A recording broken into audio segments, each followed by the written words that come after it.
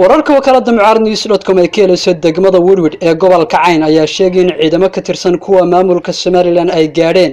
deegaanka Dhalaamo Cune oo dhanka bari kaga aadan magaalada Buuhoodle ee xarunta gobolka Cayn. ciidamadani ka socda maamulka Somaliland ee gaadhay deegaanka Dhalaamo Cune oo 25 kiiloomitir u jira magaalada Buuhoodle ayaa ku qalabaysan gaadiidka dagaalka ee gaashaaman iyadoona ciidamadan ay horkacayaan qaar kamid ah saraakiisha ciidamada maamulka Somaliland ee ka soo jeeda dhalashaan deegaanada Sool, Snaag iyo Cayn.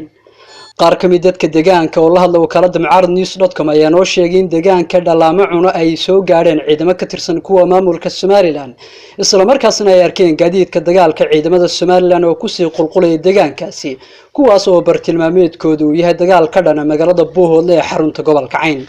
ku dhawaad ilaa 30 tignika oo nooca dagaalka ayaan aragnay deegaanka ku hareeraysan ama deegaanka Dhalaamo Cune soo gaadhay kuwaas oo fadhiisimo ciidan ka sameystay qaybo kamid ah deegaanka waxaana ujeedkoodu yahay adeer inay dagaal ku qaadaan magaalada Buuhoodle sida ay horeba u sheegeen madaxda maamulka Somaliland ayuu yiri mid kamid ah waxa garadka deegaanka Dhalaamo Cune oo la hadlay wakaalada mucaaradnews.com.